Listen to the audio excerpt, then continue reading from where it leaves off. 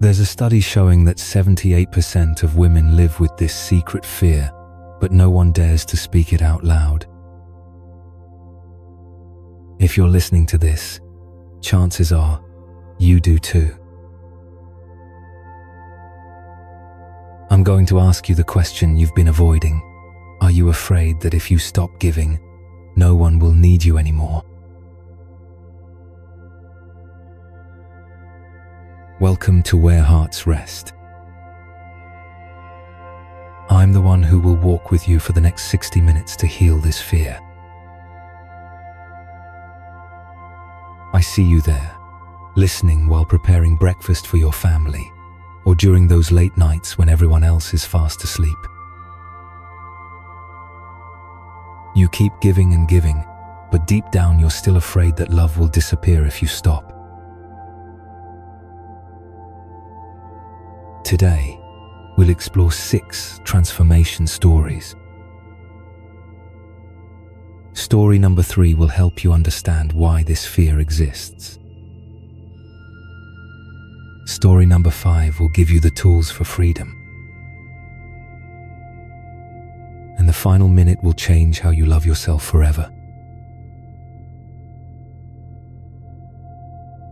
If you're ready to finally be loved without having to earn it, take a deep breath with me. The journey home to yourself begins right now.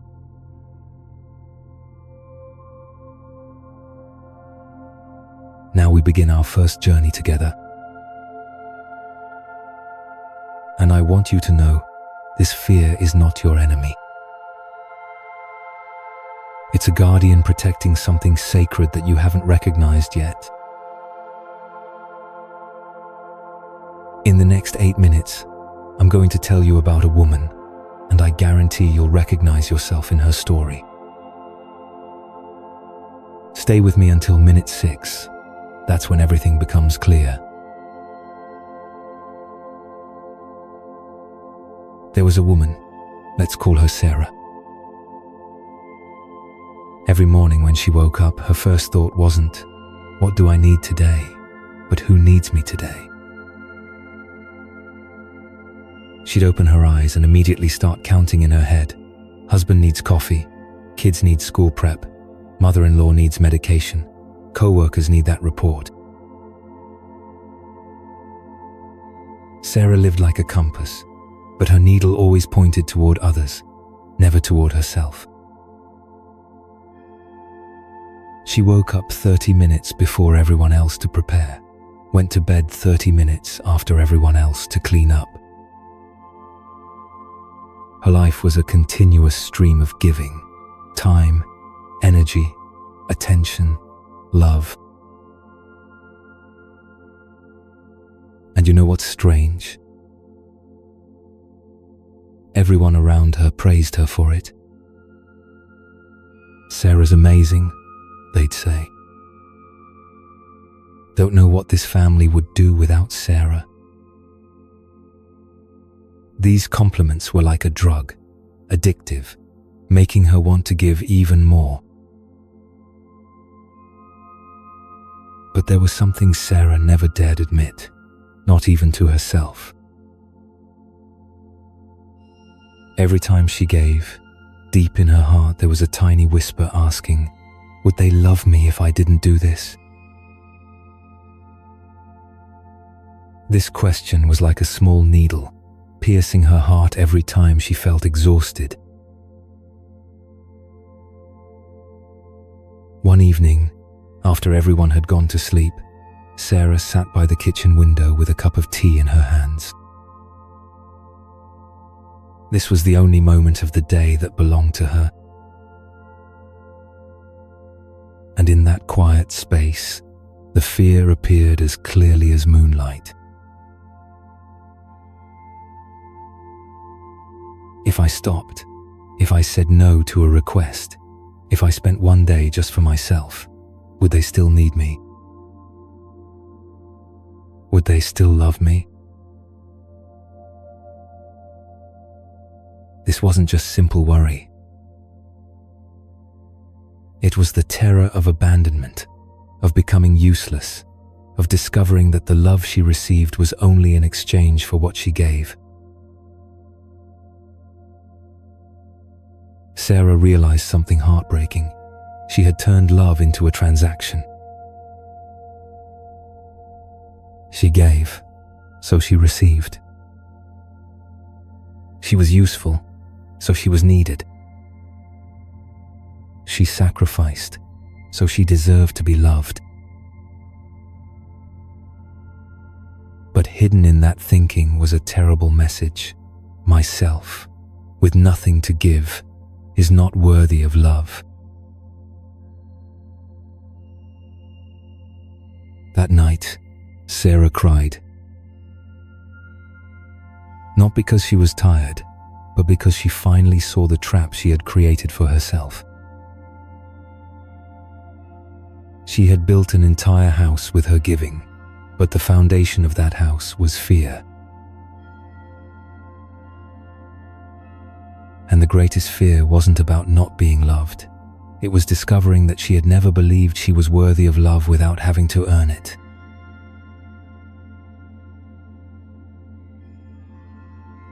Now, pause here with me for a moment. Is Sarah's story your story? Are you also living in fear that love will disappear if you stop giving?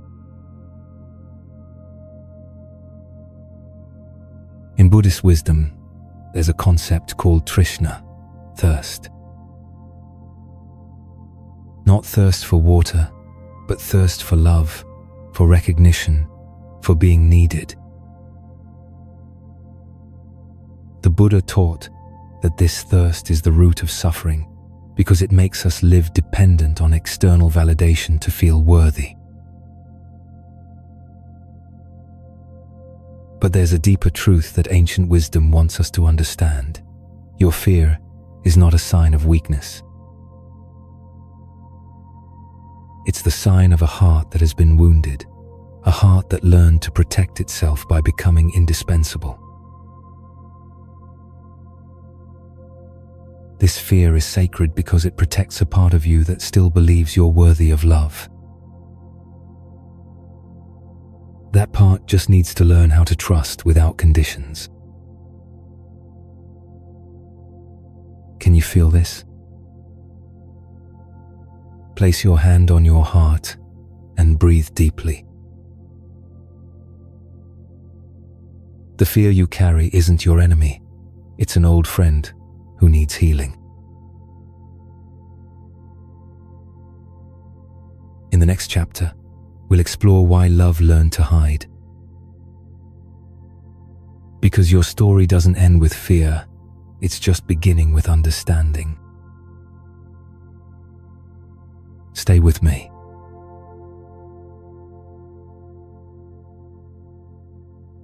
Now we need to understand Sarah more deeply. Because the fear we just discovered didn't appear from nowhere. It has roots in her earliest years, in the first lessons about love that Sarah ever received. For Sarah to be free, she needs to understand where those lessons came from. Stay with me, because in the next few minutes, we're going to travel back in time to meet the woman who shaped how Sarah understands love, her mother, Margaret. Margaret was a good mother. This is very important to understand from the beginning. She loved Sarah the way she knew how, the way she had been taught by the generation before her.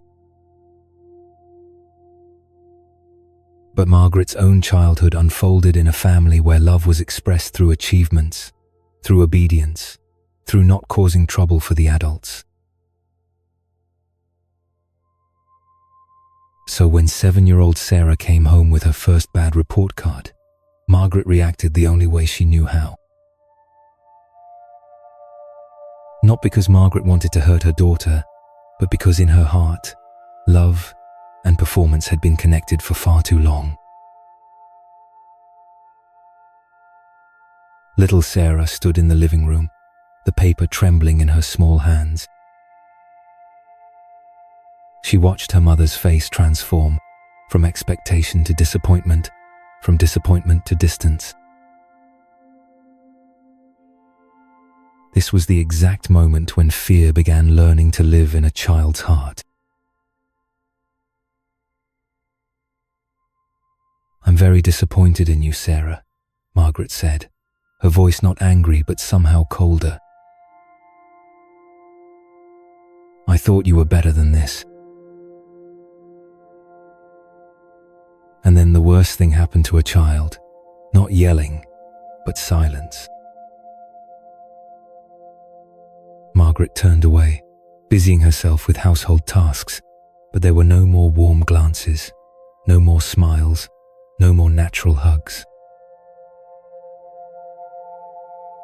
Love didn't disappear, but it retreated, hiding behind disappointment. Little Sarah stood there, feeling the change in the air. She learned that love could vanish. Not disappear completely, but it could withdraw, become conditional, make a child feel alone, even in her own home. This was the first lesson about conditional love. And like all smart children, Sarah began to observe, to learn, to figure out the formula for getting that lost love back. A few days later, when Sarah helped Margaret clean the kitchen without being asked, her mother smiled.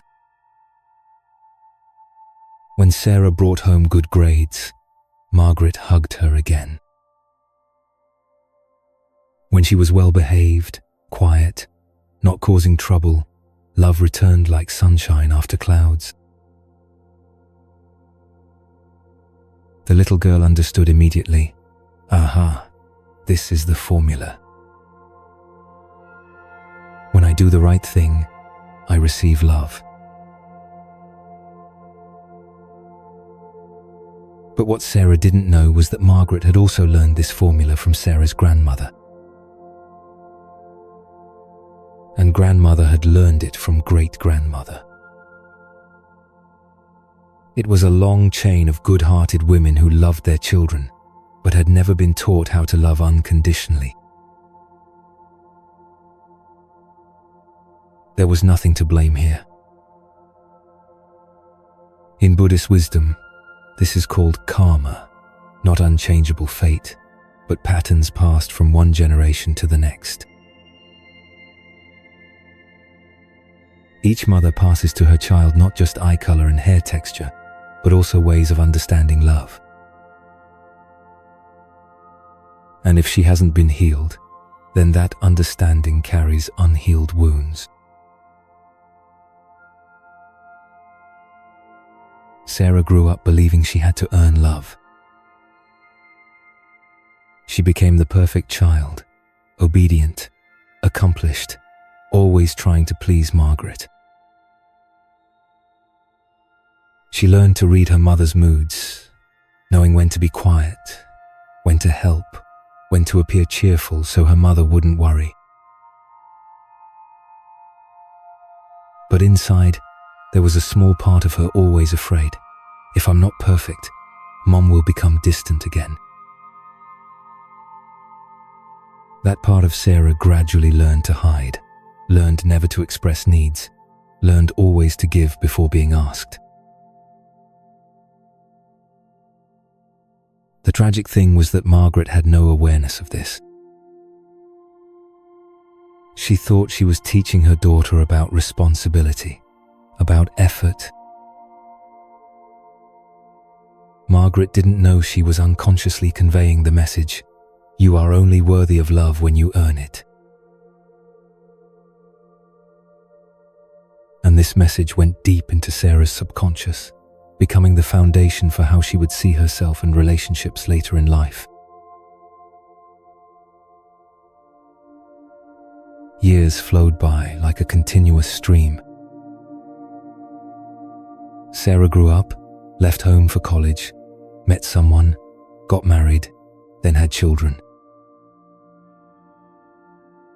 And somehow, without knowing when it happened, she found herself repeating the familiar patterns she had learned from Margaret, giving to be loved, trying to be recognized, fearing that if she wasn't perfect, she would be abandoned.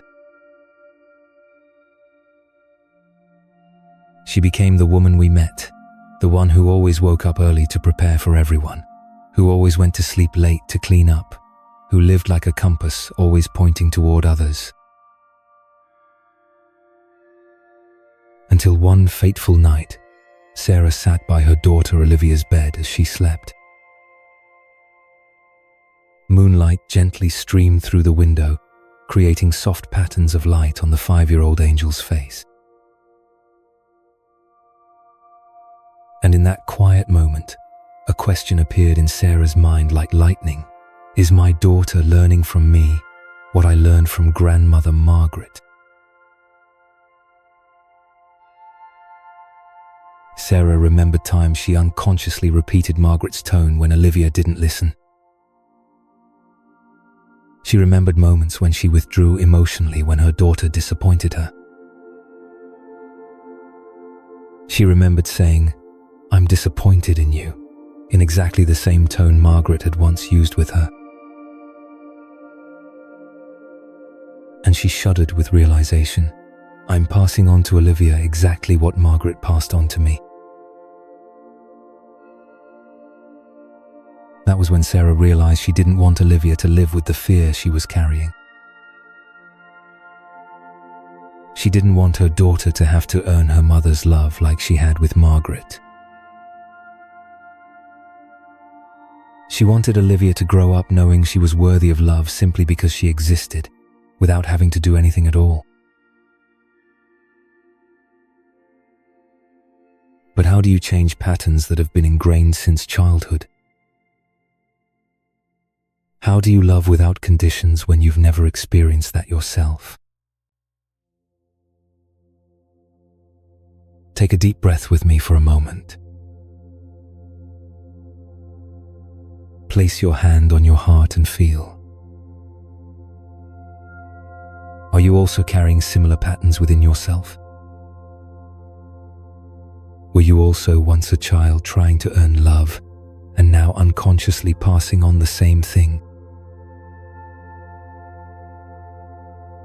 If so, know that this is not your fault, nor is it your parents' fault. These are simply patterns passed down from hearts that haven't been healed yet. But Sarah's story doesn't end with this realization.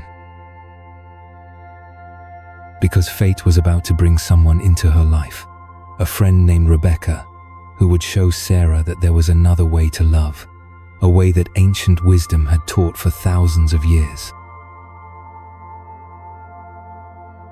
That meeting would change everything.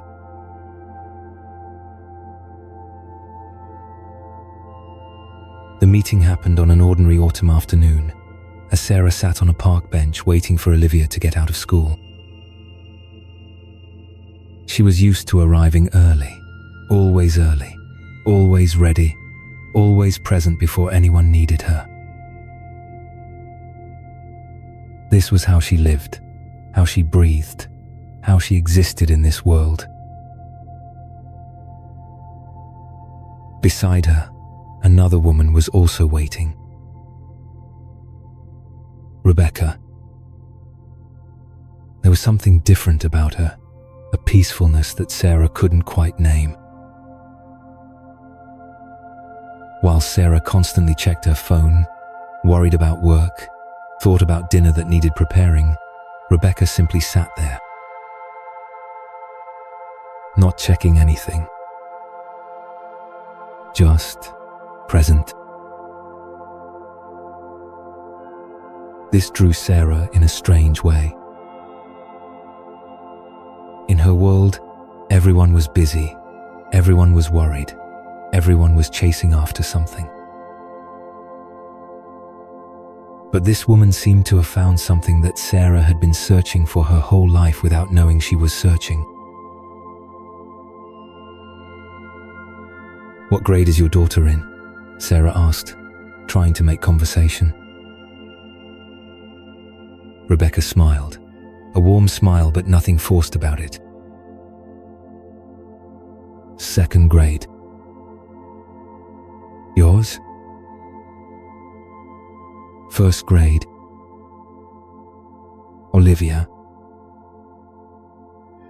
Sarah paused, then somehow found herself saying, "I always arrive early. I'm afraid she'll worry if she doesn't see me." Rebecca nodded, knowingly. "I used to be like that." Those two simple words, "used to be," made Sarah stop. There was something in the way Rebecca said it, as if she had traveled a journey that Sarah was only beginning to realize she needed. "Used to?" Sarah asked. "I used to live as if love was something I had to earn every single day," Rebecca said gently. "As if people would leave me if I wasn't perfect." Sarah felt her heart beat faster. This was exactly what she had been feeling, but no one had ever expressed it so clearly. "So what changed?" Sarah asked, her voice almost a whisper. Rebecca was quiet for a moment, watching the children playing. "I learned about loving, kindness. Not love that I had to earn, but love that was already there, waiting for me to recognize it." This was the first time Sarah had heard this concept. Loving kindness. Two simple words that opened up a completely new world in her mind. In the Buddhist tradition, they call it metta, Rebecca continued. It's unconditional love, not because someone does something, but simply because they exist. Sarah listened, her heart beating as if she were hearing music she had waited for her whole life. "But how did you learn that?"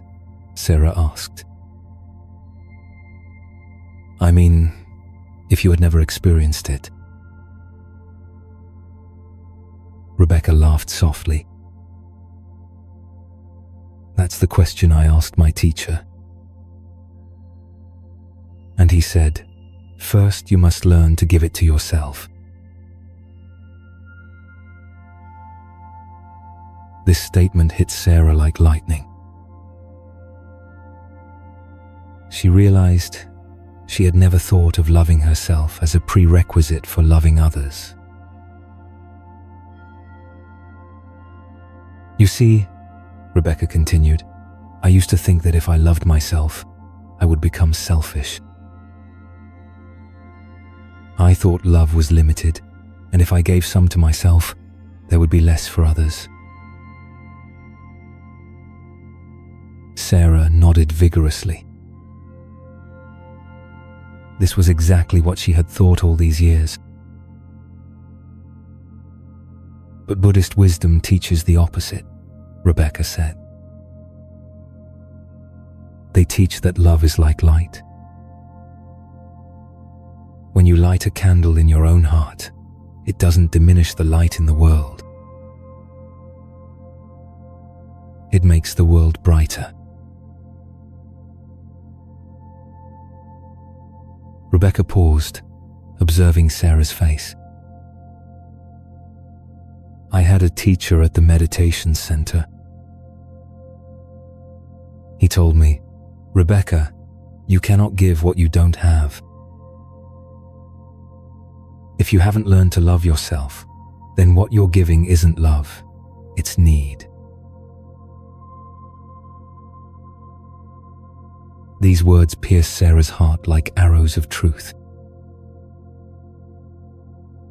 she realized that everything she had called giving was actually trying to earn. She gave because she needed to feel loved, not because she was overflowing with love to share. "But how do you start?" Sarah asked, her voice trembling. "How do you learn to love yourself when you're used to giving everything away?" Slowly, Rebecca smiled. "One breath at a time." In Buddhism, they have a very simple practice. Every morning, before you think about what anyone else needs, you place your hand on your heart and say, "May I be happy. May I be peaceful. May I be free from suffering." Sarah felt some kind of resistance within herself. "It sounds selfish." "That's exactly what I thought," Rebecca nodded. "But my teacher explained, when a mother on an airplane is instructed to put on her own oxygen mask first, then her child's, is that selfish?" "No. That's wisdom. You can't save anyone if you can't breathe." In this moment, something shifted in Sarah. She began to understand that taking care of herself wasn't the opposite of loving others, but the foundation of it. In the Buddhist tradition, Rebecca continued, they teach about the middle way, the path between extremes. Not the extreme of self-sacrifice, and not the extreme of only caring for yourself, but a balance where you can love both yourself and others from a full heart. Just then, their daughters came running out of school. Olivia ran to Sarah with a bright smile, while Rebecca's daughter, Emma, also happily ran to her mother. But Sarah noticed something different. When Emma hugged Rebecca, there was a naturalness, an ease in how Rebecca received that love. No striving, no effort to deserve the hug. Rebecca simply accepted it like a natural gift. "Would you like to get coffee?" Rebecca asked as they prepared to leave. "I think we have a lot to talk about." Sarah nodded, feeling as if her life had just opened a door she didn't know existed. On the way home, Olivia asked, "Mom, why do you seem different today?" Sarah stopped, looking at her daughter. "Different how, honey?" "You seem lighter." That word lighter stayed with Sarah all night. She realized that for the first time in her life, she had met someone who lived in a different way, a way where the heart didn't have to constantly prove its worth. And for the first time, Sarah began to believe that maybe she could learn that way too. Not to become selfish, but to finally be able to love from a place of fullness instead of emptiness. Sarah's real journey was about to begin. Because there are times in life when we meet exactly the right person at exactly the right moment, and they show us that the way we've been living isn't the only way. Rebecca had become that light for Sarah. The ancient wisdom that had been waiting for thousands of years to heal hearts like Sarah's was finally finding its way to her. Through a simple conversation on a park bench, through the gentle sharing of a friend who had walked this path before, through the recognition that love, real love, begins at home, in our own hearts. And as Sarah tucked Olivia into bed that night, she felt something she hadn't felt in years: hope. Not hope that she could earn love better, but hope that maybe, just maybe, she had always been worthy of love and was only now beginning to remember.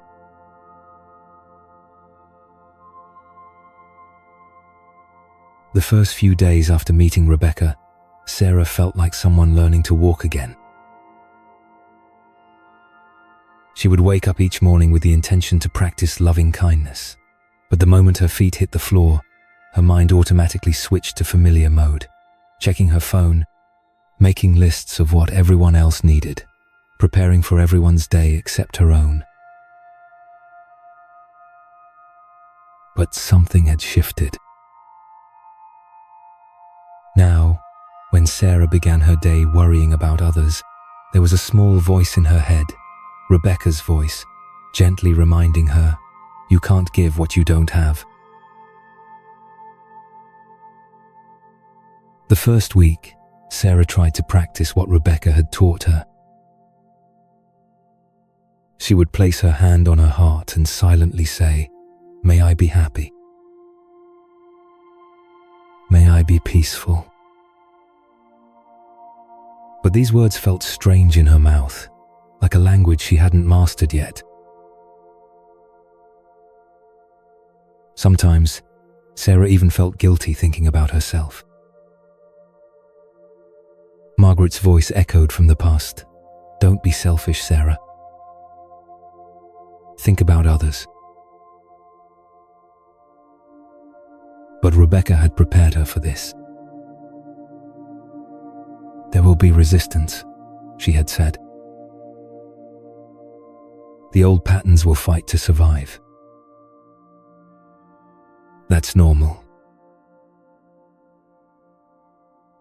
Then, one evening, everything changed.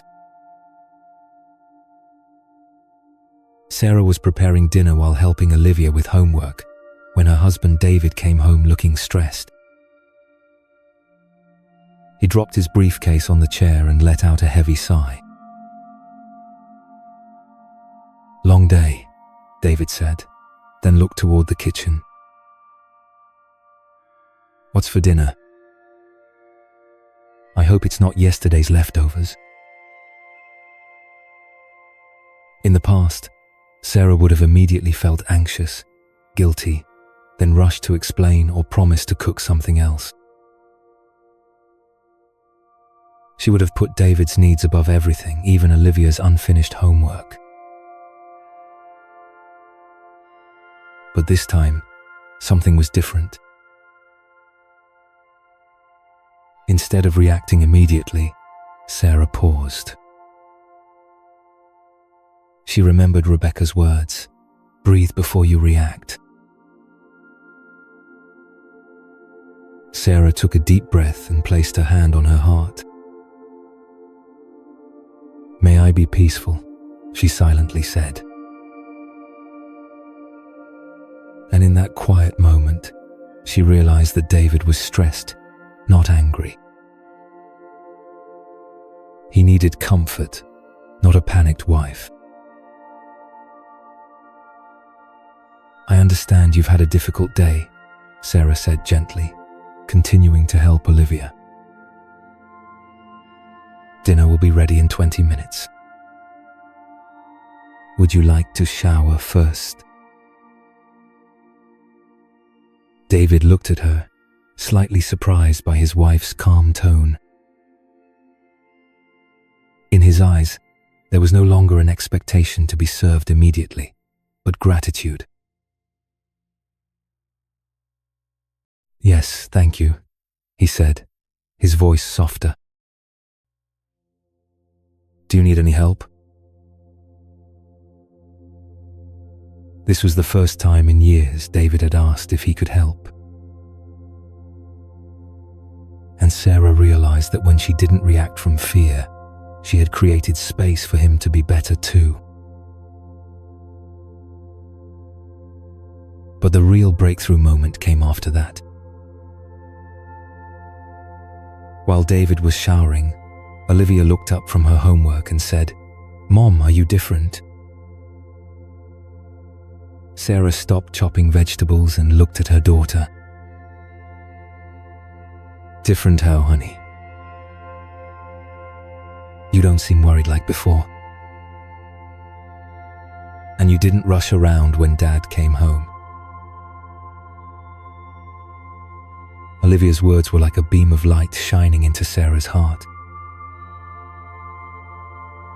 She realized that her daughter had been observing everything: her mother's anxiety, the rushing to please Dad, the tension in the air whenever someone came home. "Do you like this?" Sarah asked. Olivia nodded vigorously. "I like you this way. You seem happier."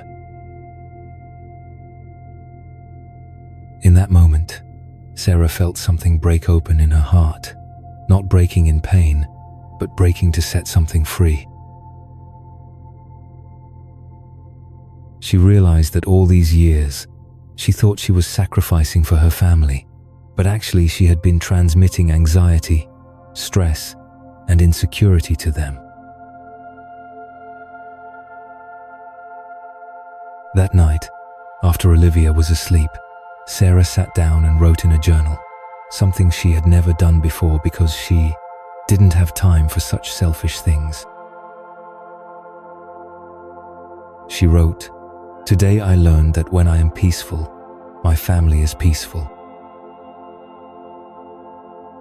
When I don't react from fear, I create space for love." The following weeks, Sarah continued practicing.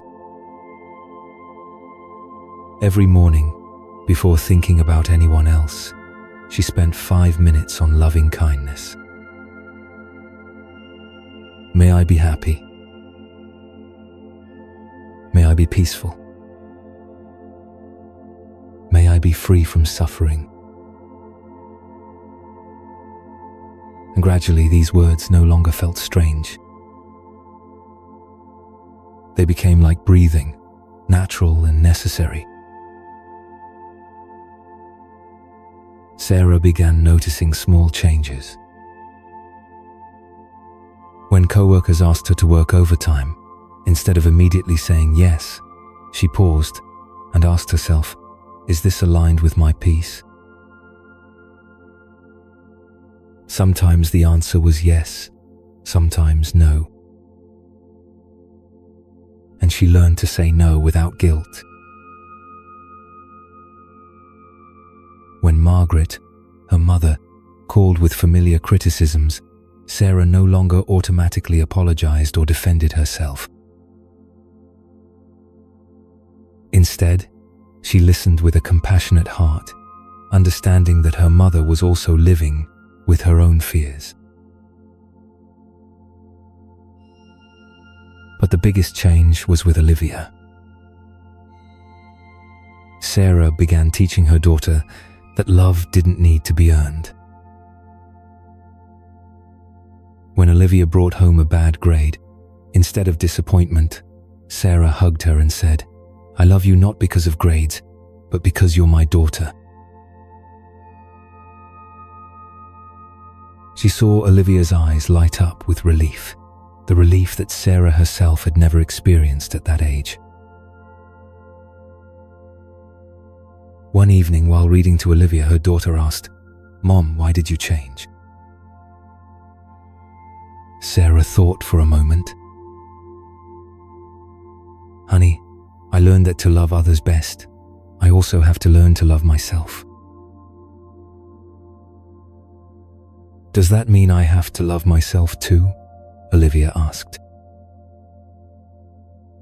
"Yes, sweetheart. You are worthy of love just because you exist. You don't need to do anything to deserve it. Olivia smiled and hugged her mother tightly. I like this. And in that hug, Sarah felt like she had broken a long chain of generations of women living in fear. She had given Olivia the gift she herself had never received: unconditional love. That was the moment Sarah realized this wasn't just about her changing. This was about healing for the generations before and after her. When she learned to love herself, she was teaching her daughter to do the same. And maybe, someday, she could help her mother understand this too. Rebecca had been right. Love is like light. And now, the light in Sarah's heart was illuminating her entire family. But Sarah knew this was just the beginning. She needed to learn how to turn these breakthrough moments into daily habits. She needed to discover how to make loving kindness a way of life, not just special moments. And that's when Rebecca suggested they meet to explore the next step in this journey. The transformation was visible, measurable, real. Olivia was more secure, David was more grateful, and even Margaret's calls didn't throw Sarah into emotional chaos anymore. The practice was working, but Sarah wanted to understand how to make it sustainable, how to build this new way of being into every aspect of her daily life.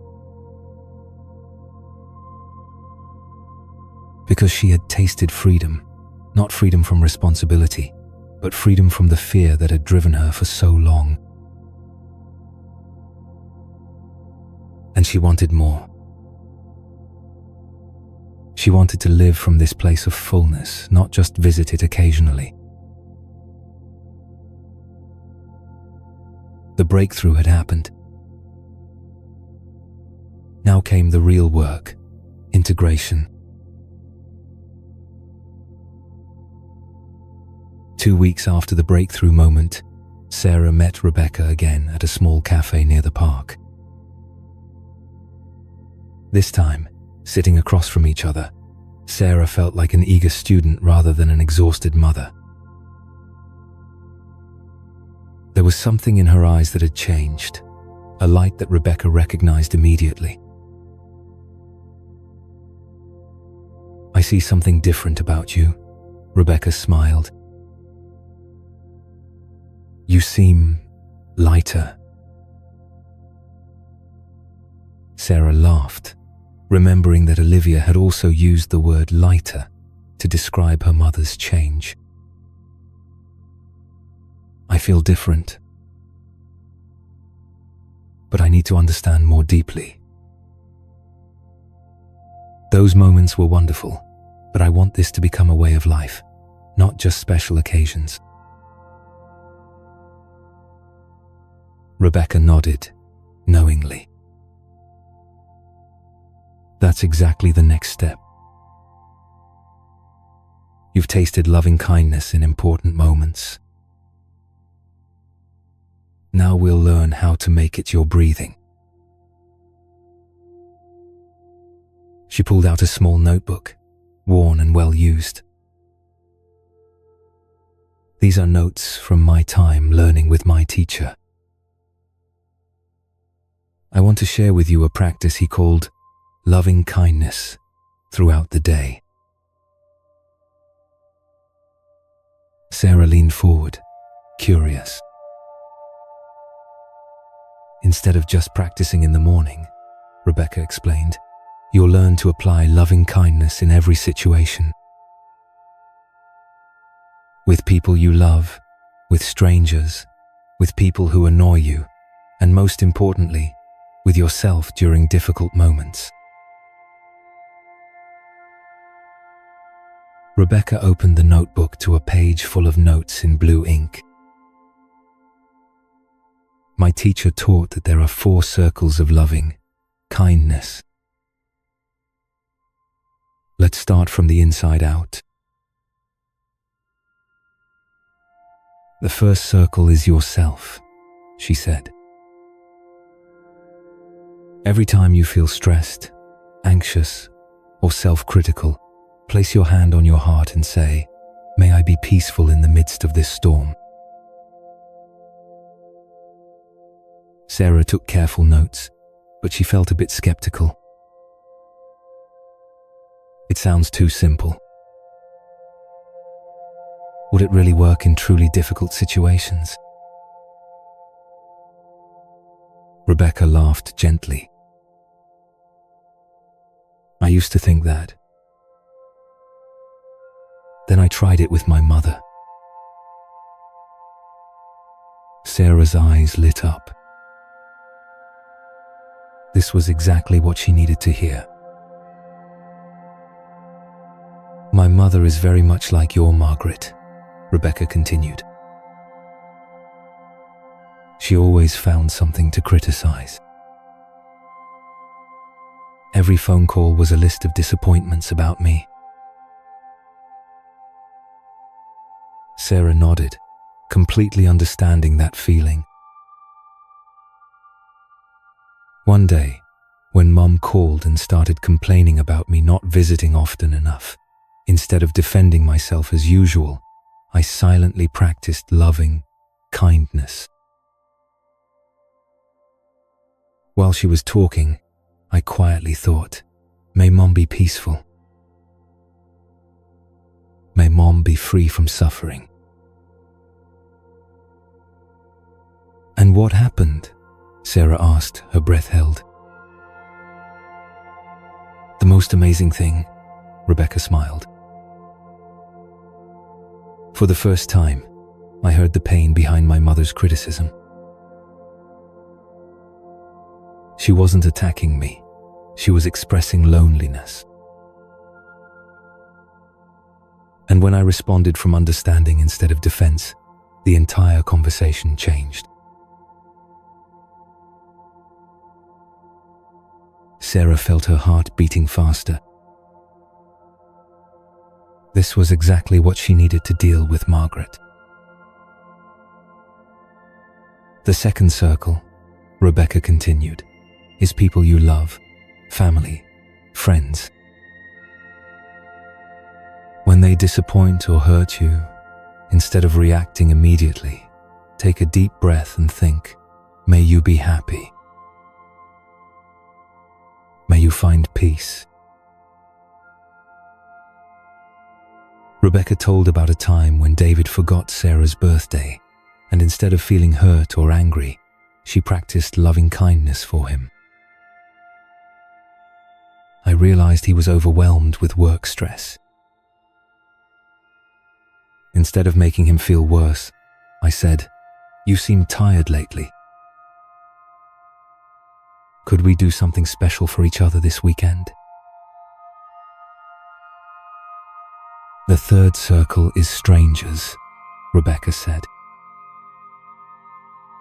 The coffee server having a bad day, the driver who cuts you off, the person in line who's cranky. Instead of judging, think, may they be free from whatever is causing them difficulty. Sarah thought about times she'd been frustrated with strangers and realized that frustration only harmed herself. And the fourth circle, Rebecca said gently, is the hardest. People who have hurt you, people you resent, people you want to avoid. She paused, looking at Sarah with understanding eyes. This doesn't mean you have to forgive immediately or forget the pain. This is about freeing yourself from the poison of resentment. How can I send loving kindness to someone who hurt me? Sarah asked. By understanding that you're not doing it for them, Rebecca explained. You're doing it for yourself. When you carry resentment, you're drinking poison and hoping the other person dies. She opened to another page in the notebook. My teacher taught a very gentle approach.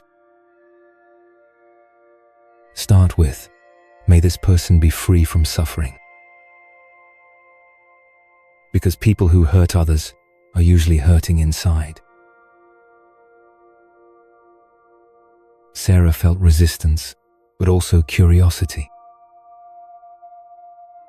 She thought about her former boss, who had made her work life hell. Try it right now, Rebecca suggested gently. Think of someone who hurt you. Place your hand on your heart and silently say, may this person be free from whatever is causing them to inflict pain on others. Sarah followed along, thinking of her former boss. At first, she felt resistance. But as she breathed deeply and repeated the phrase, something shifted in her heart. Not immediate forgiveness, but relief. Like a heavy stone had just been set down. Oh my God, Sarah breathed out. I feel lighter. Rebecca nodded. That's the power of loving kindness. It doesn't change the past, but it frees you from carrying it. They spent the next 20 minutes practicing together. Rebecca guided Sarah through each circle, from self to family to strangers to difficult people. Each time, Sarah felt her heart expand a little more. Now, the most important thing, Rebecca said as they finished the practice. Bring this into daily life.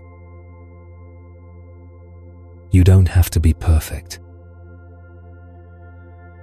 Just consistent.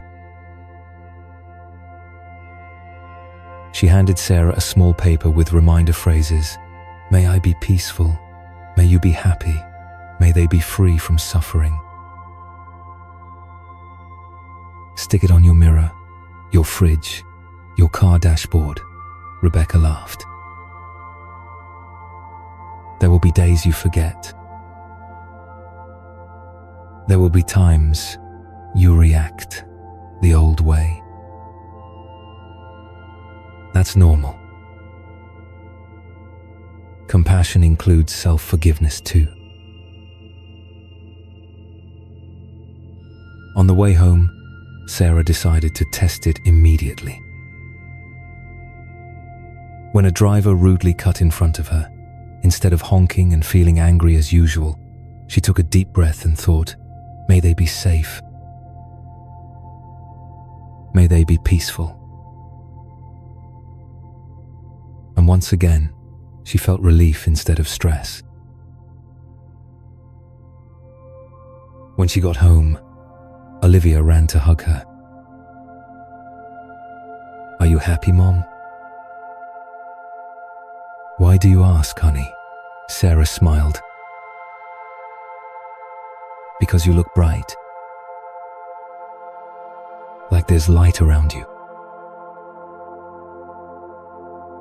From the mouth of a 5-year-old, but Sarah knew it was true.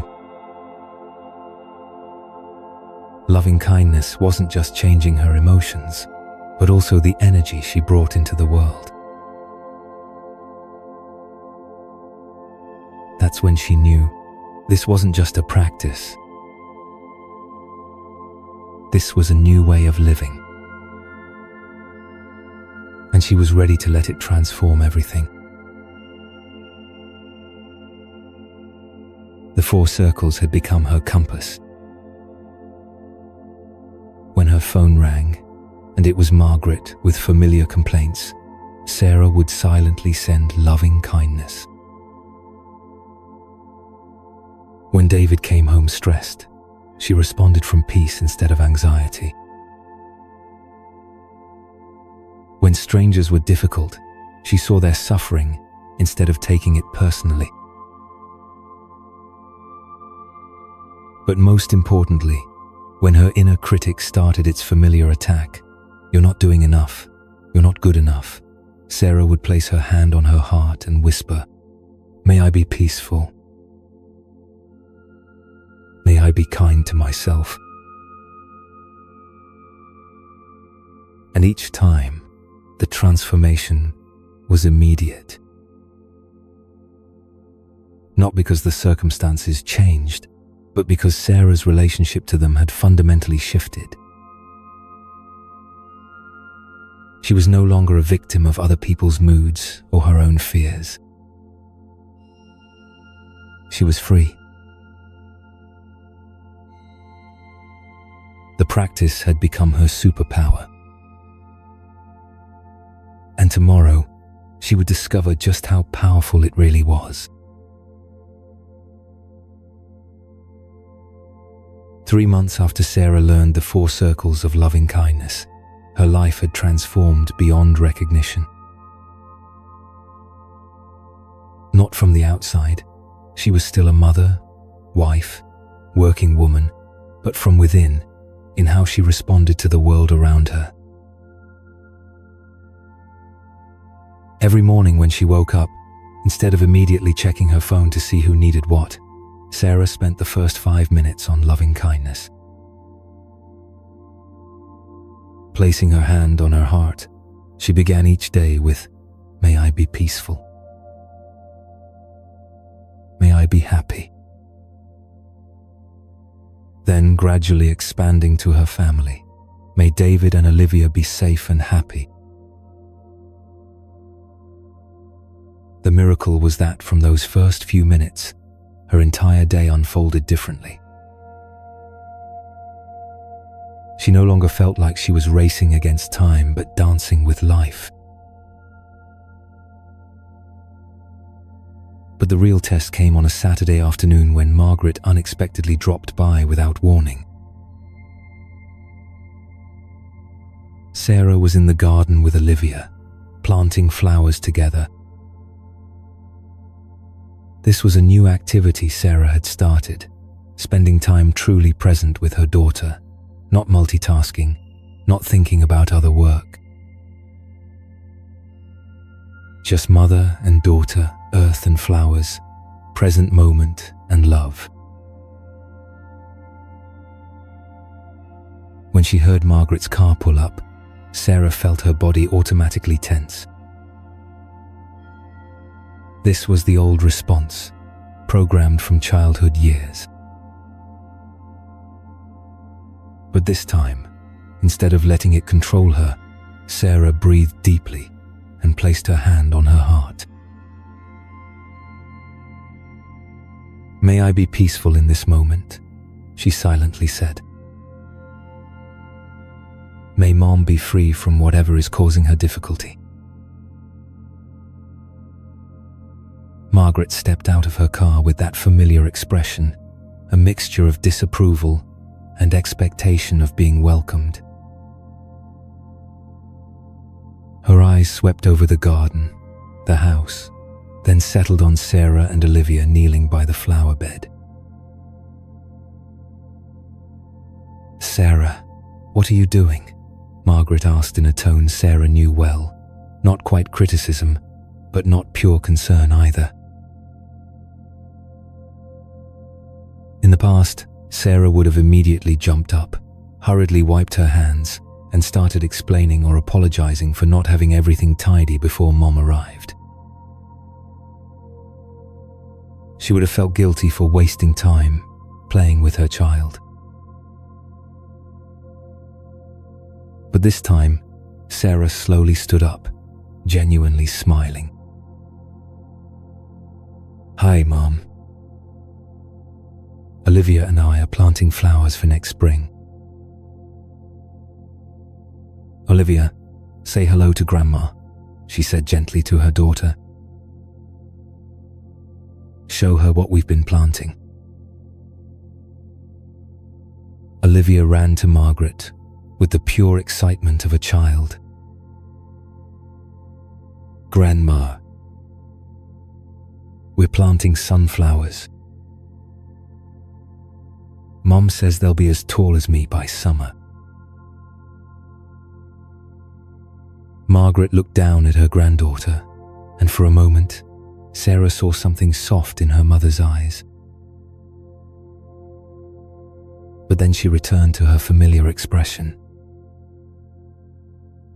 "Aren't you going to invite me inside?" Margaret asked.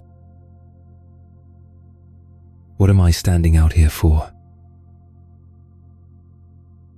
This time, Sarah didn't feel attacked. Instead, she heard what Rebecca had taught her, the pain behind the criticism. Margaret felt unwelcome, not prioritized. "Of course, Mom. Come inside," Sarah said warmly. "I'll make you some tea." "Olivia, would you like to show Grandma how we plant seeds?" As they sat in the kitchen, Margaret began her familiar inspection. "Why is the house so messy? And where's David? Why is he letting you do garden work alone?" Each question was like an arrow shot towards Sarah. But instead of feeling attacked, she could see the pattern. Margaret was trying to find connection the only way she knew how, by pointing out things that needed to be fixed. "You seem worried about me," Sarah said gently. "I'm fine, Mom. I'm learning to enjoy simple moments with Olivia." Margaret paused, seemingly surprised by this response. She had expected explanations, apologies, or defensiveness. Not this calm. "You're different," Margaret said after a moment of silence. "Different how?" Sarah asked with genuine curiosity, not defensiveness. "You seem calmer. Not stressed like before." This was the first time in Sarah's life she'd heard her mother say something that wasn't criticism. And she realized this was an opportunity to bridge, to heal. "I've learned to love myself more," Sarah said honestly. "And I've realized that when I'm peaceful, everyone around me feels safer too." Margaret looked at Sarah with strange eyes. "Love yourself? That sounds selfish." Sarah smiled, remembering she had said the exact same thing to Rebecca. "I used to think that. But I learned that when I don't love myself, I can't truly love anyone else. I only give from fear, not from love." Something in the way Sarah spoke made Margaret fall silent. Perhaps she recognized herself in those words. "Grandma," Olivia ran in. Can I show you how me and Mom do meditation? Sarah felt a slight tension.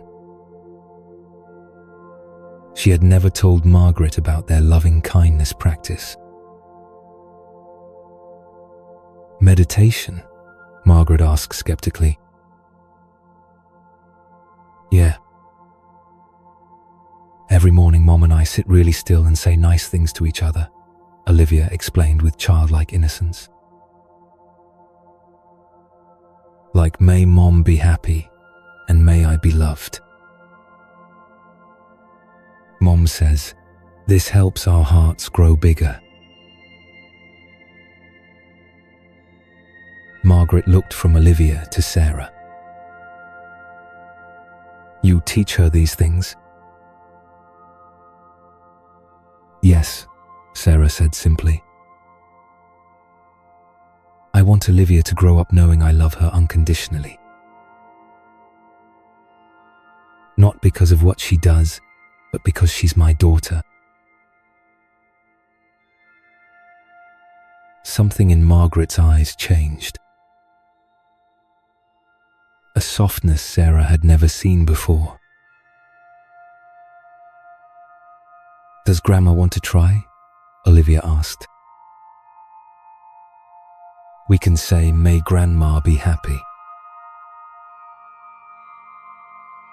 And in that moment, 3 generations of women sat together. Margaret, who had learned to love through worry and criticism. Sarah, who was learning to love through acceptance and presence.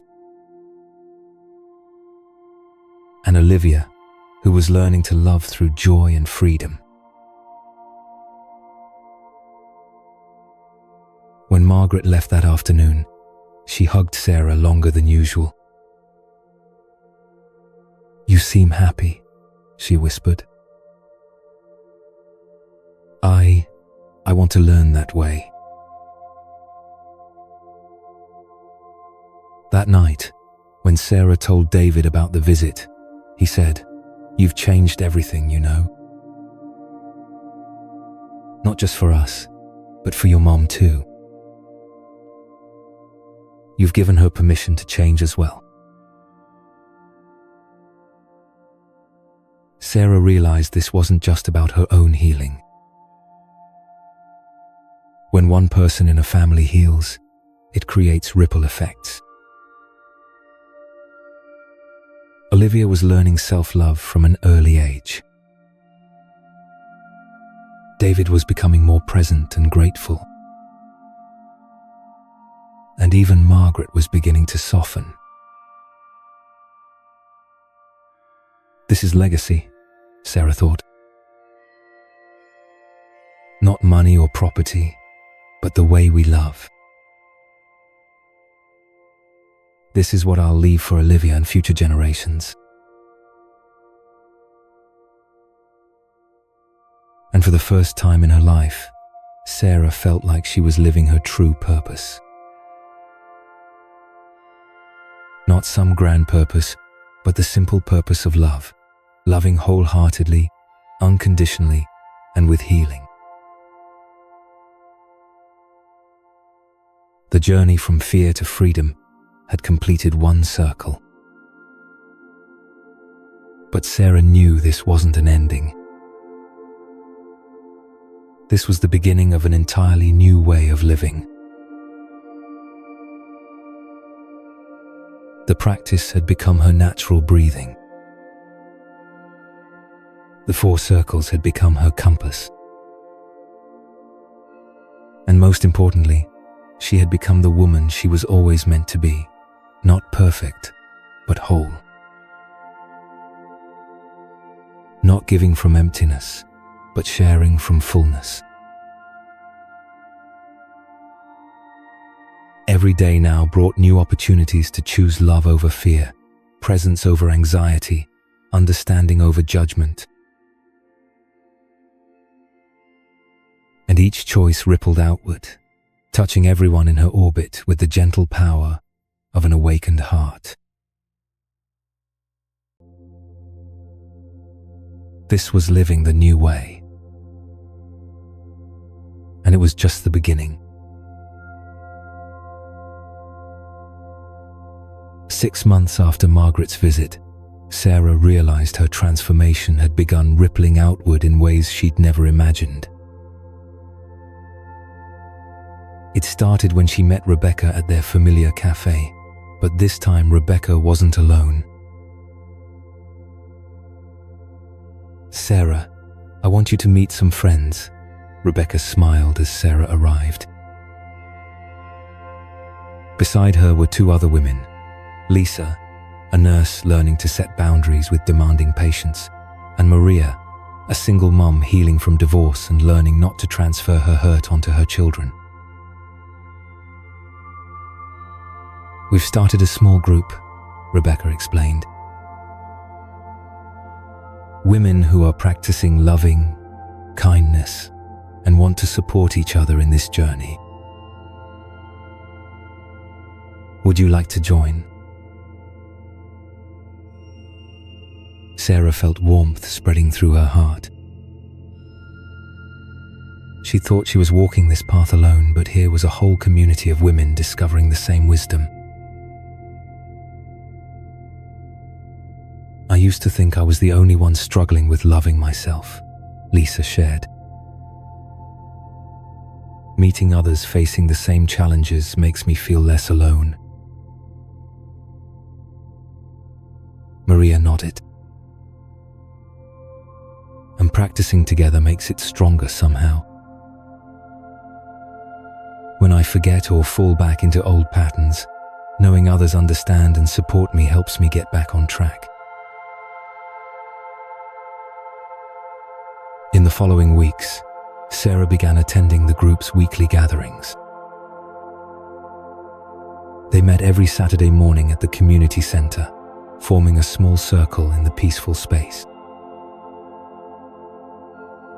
No guru, no hierarchy, just women sharing experiences and supporting each other. What Sarah loved most was how they began each session. They sat quietly for a few minutes, each person practicing loving kindness for themselves, then extending it to others in the circle. "May we all be peaceful. May we all be free from the fear of not being enough." Then they shared. Not to give advice or fix problems, but to witness each other's journeys. Sarah told about her breakthrough with Margaret. Lisa shared about finally saying no to overtime shifts without feeling guilty. Maria talked about teaching her teenage son that mom's boundaries are expressions of self-respect, not rejection. "There's something magical about being truly seen," Sarah realized. "When I share my struggles and receive understanding instead of judgment, it heals something deep inside." But the real magic happened when they began bringing families together. Rebecca suggested a family gathering at the park.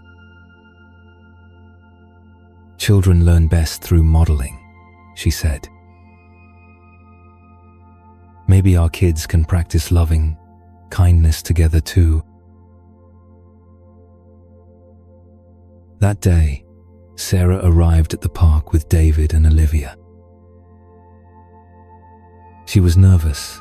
This was David's first time meeting her spiritual community, and she wasn't sure how he'd react. But walking into the circle of families sitting on blankets, children playing while parents practiced mindful presence, David immediately relaxed. "This isn't the weird religious thing I imagined," he whispered to Sarah. "This is just good people trying to be better humans." Olivia immediately bonded with the other children.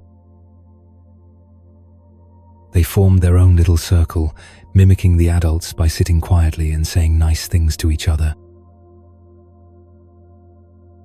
May you be happy. May you be safe. May you have fun.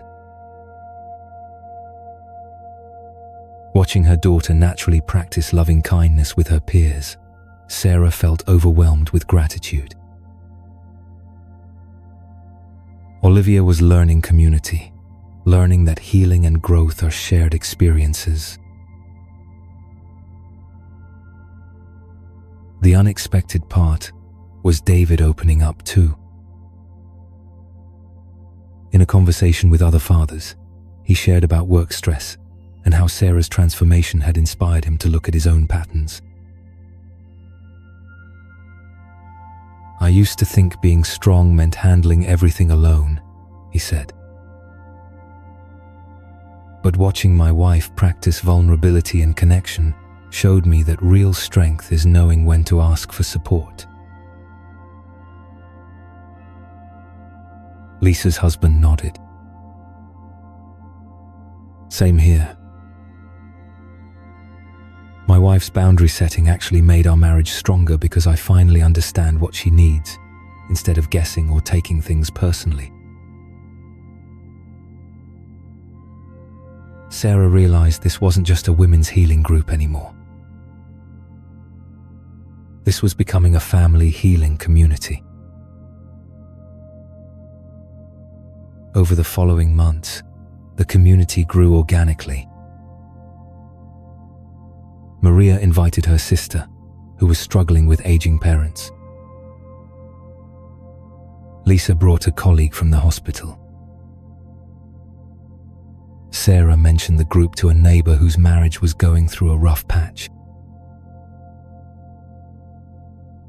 They started monthly potluck gatherings where families shared not just food but stories, challenges, and victories. Children played while adults practiced deep listening.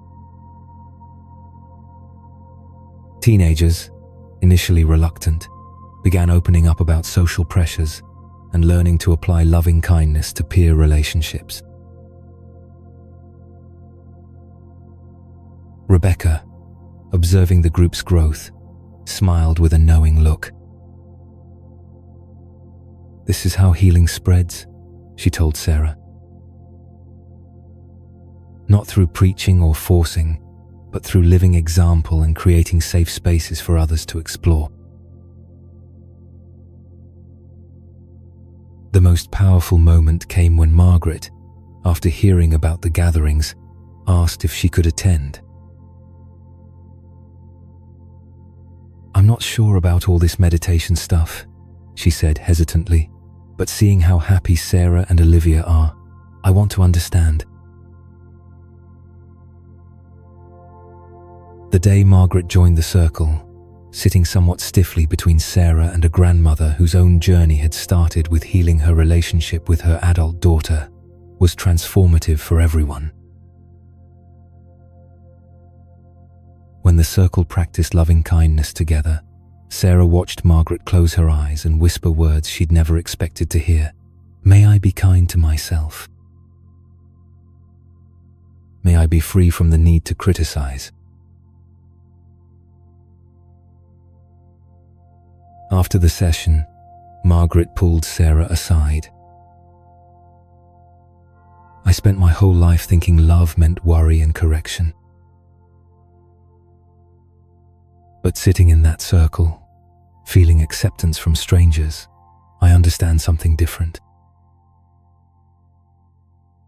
Maybe love is just allowing people to be themselves." That evening, driving home together, Olivia announced from the back seat, "Mom, I think Grandma's heart is getting bigger too." Sarah and David exchanged looks. Their 5-year-old had captured exactly what they'd witnessed. Community healing, Sarah realized, isn't just about individual transformation. It's about creating ripple effects that touch everyone in our orbit. When we heal ourselves and support others in healing, we're not just changing our own lives, we're changing the fabric of our relationships, our families, our neighborhoods.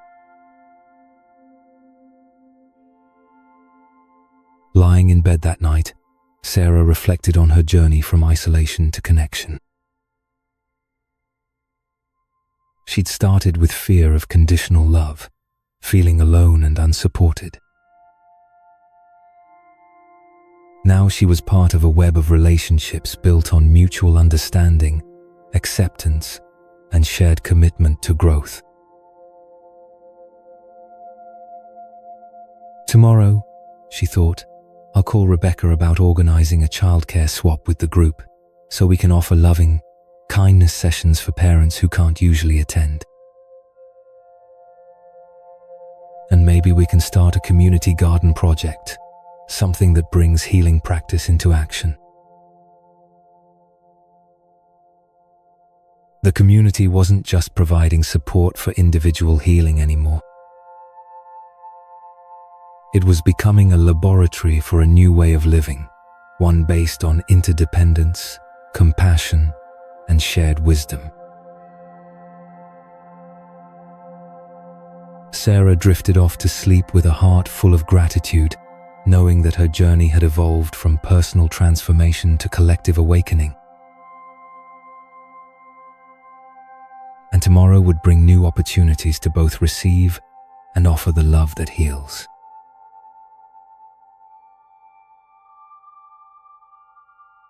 One year later, Sarah found herself sitting in the same cafe where she'd first met Rebecca, but now she was the one across from a woman with tears in her eyes.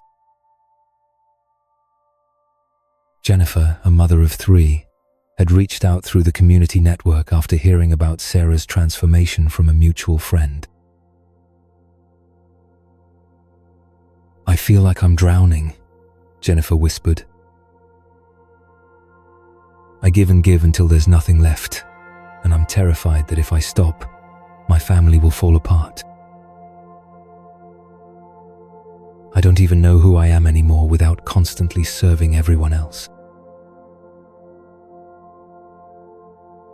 Sarah looked at Jennifer and saw herself from 18 months ago, exhausted, depleted, living in the fear that love was something to be earned rather than received. The circle was completing itself.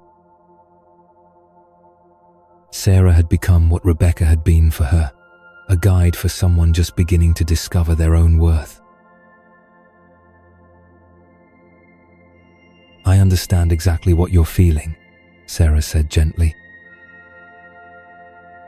"And I want you to know, the woman sitting here talking to you used to wake up every morning in terror that she wasn't doing enough to deserve love.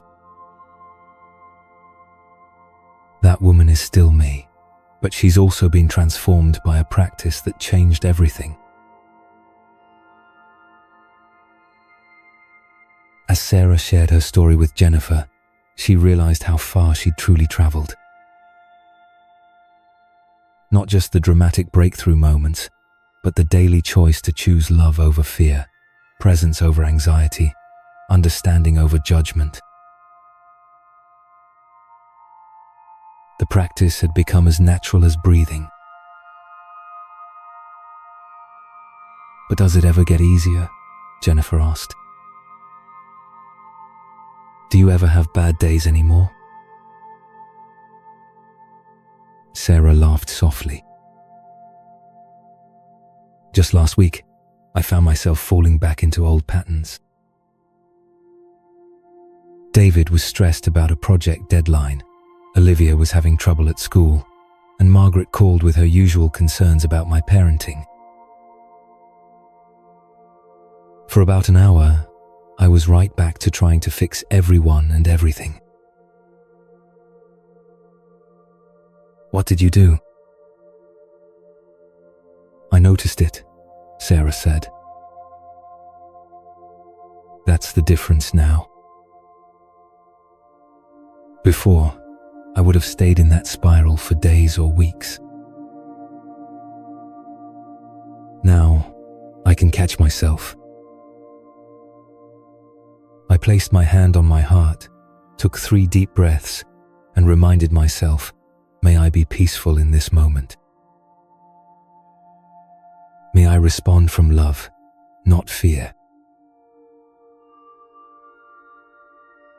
This was the truth Sarah had learned. The journey wasn't about becoming perfect or never struggling again. It was about developing the awareness to catch yourself falling into old patterns and the compassion to gently guide yourself back to center. The community has been everything, Sarah continued. When I shared my difficult week at our Saturday gathering, I didn't get advice on how to fix my problems. I got witnesses to my humanity. Lisa reminded me that growth isn't linear. Maria shared her own recent struggle with boundaries. Rebecca just smiled and said, "Welcome back to being human." Jennifer's eyes lit up with hope. There are others like me? So many, Sarah assured her. And here's what I've learned. We heal in community. The shame that keeps us isolated is the same shame that keeps us stuck in unhealthy patterns. When we share our struggles with people who understand, shame loses its power. Sarah pulled out her phone and showed Jennifer photos from their most recent community gathering. Families sprawled on blankets in the park, children playing while parents practiced mindful presence. Margaret sitting in a circle with other grandparents, sharing wisdom about letting go of control. David leading a group of fathers in discussing how to model emotional intelligence for their sons. This started with just Rebecca and me having coffee, Sarah said. Now we have 40 families who gather monthly, a weekly women's circle, a men's group that David helped start, and even a teenagers' mindfulness program that Olivia inspired. But Sarah was most proud of what happened beyond the organized gatherings. The ripple effects that couldn't be measured or captured in photos. Last month, Maria's ex-husband called to thank her, Sarah shared.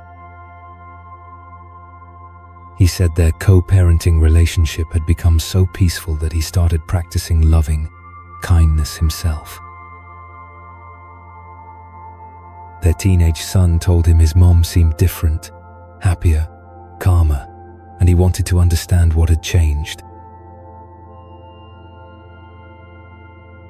Jennifer wiped her eyes. I want that. I want my children to see me as peaceful instead of stressed. They will, Sarah said with certainty.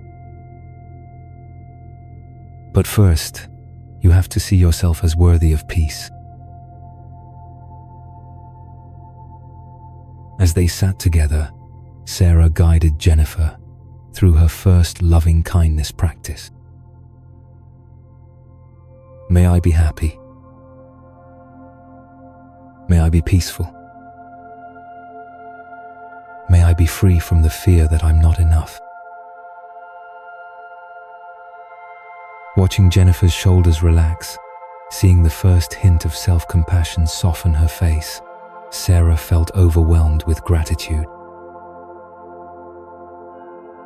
This was her purpose now, not to be a teacher or guru, but to be living proof that transformation was possible. What's my next step? Jennifer asked as they prepared to leave. Start with 5 minutes each morning, Sarah said, handing her a card with the basic loving, kindness phrases written in beautiful calligraphy, something their community had created together. Place your hand on your heart and speak to yourself the way you wish someone had spoken to you when you were a little girl afraid she wasn't lovable. And then you trust the process. Some days will feel easier than others. Some days you'll forget entirely and snap at your family or say yes when you mean no. That's not failure, that's being human. The practice isn't about perfection, it's about returning. Always returning to love. That evening, Sarah shared the encounter with her family over dinner. Olivia, now 6 and wise beyond her years, listened thoughtfully.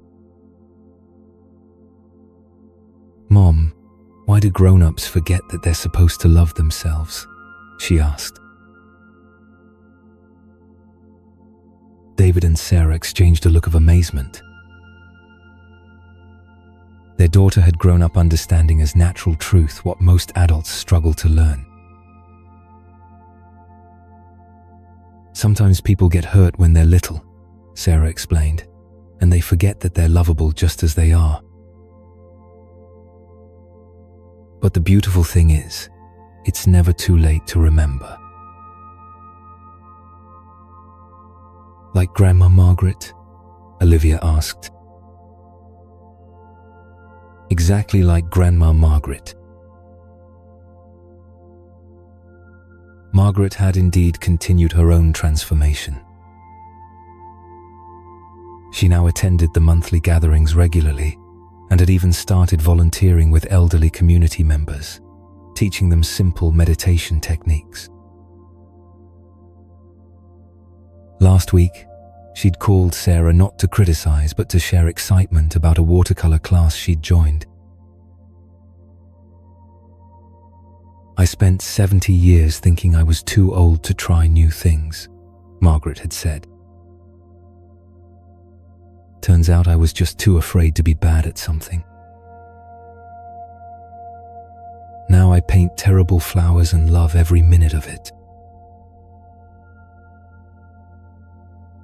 Later that night, as Sarah tucked Olivia into bed, her daughter said, "Mom, I told my friend Emma about loving kindness today. She said her mom cries a lot and is always angry. Can we teach her?" Sarah's heart swelled. The transmission was continuing through the next generation. "What did you tell Emma?" Sarah asked. "I told her that when her mom is angry, she can put her hand on her heart and think, 'May my mom be happy. May my mom feel love.' And maybe the love will help her mom remember that she's good inside." As Sarah turned off the light, she reflected on the journey that had brought them here. From that first terrifying question, "Are you afraid that if you stop giving, no one will need you anymore?" to this moment of watching her daughter naturally embody the wisdom of unconditional love. The fear was still there sometimes. It probably always would be. But now it was just one voice among many, and the loudest voice was love. Tomorrow, Jennifer would begin her own journey. Rebecca would continue guiding others. The community would gather for their weekly circle. David would model emotional presence for their children. Margaret would paint her flowers and practice self-kindness. And and Olivia would carry this wisdom into a world that desperately needed it. The journey wasn't ending. It was expanding, rippling outward in circles of healing that would touch people Sarah would never meet, in ways she would never know. And that was exactly as it should be. Love, once awakened, never stops spreading.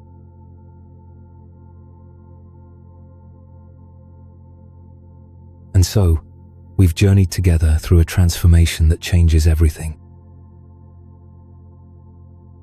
From Sarah, the woman sitting by her kitchen window, afraid that if she stopped giving, no one would need her anymore, to Sarah today, inspiring Jennifer and dozens of other families to find their way back home to themselves.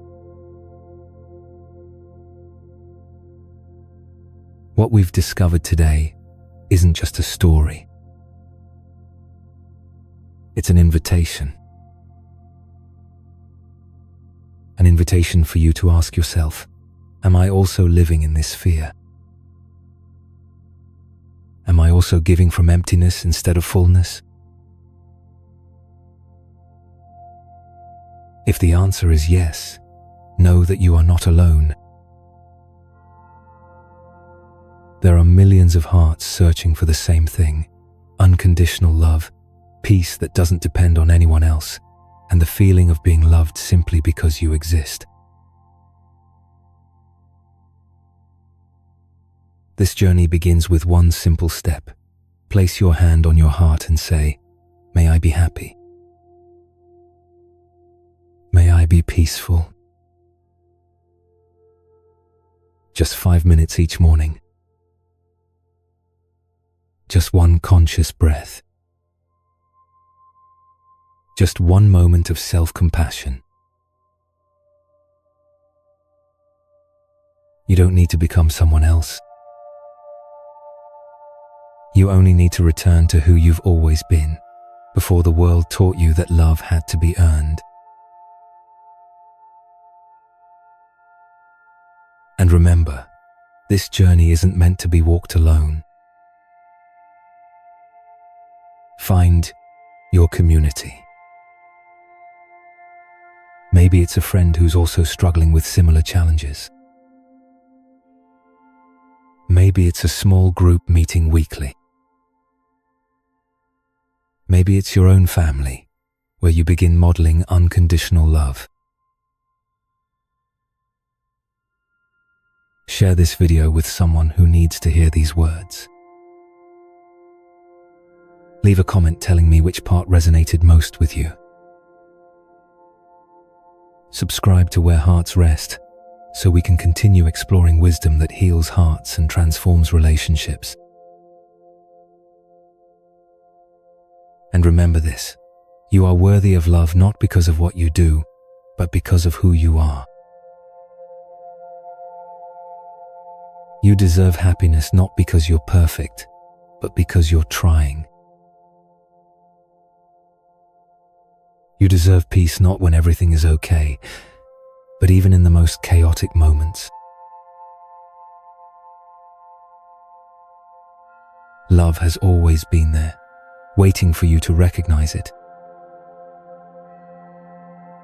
Community has always been there, waiting for you to join. And your heart has always known the way home, back to yourself. Thank you for spending an hour of your life listening. Thank you for opening your heart to the possibility of change. And thank you for believing that you are worthy of love. May you be happy. May you be peaceful. May you be free from the fear that you are not enough. We will meet again. Until then, remember that your heart already knows the way home. The transformation begins now. Not tomorrow, not when you feel ready, not when circumstances are perfect. Now, with your next breath, with your next choice to choose love over fear, presence over anxiety, understanding over judgment. You have everything you need within you. The wisdom of ages flows through your veins. The capacity for infinite love beats in your chest. And the community of healing hearts surrounds you, even when you can't see them. This is not the end of our journey together. This is the beginning. Welcome home to yourself. Welcome to where hearts rest.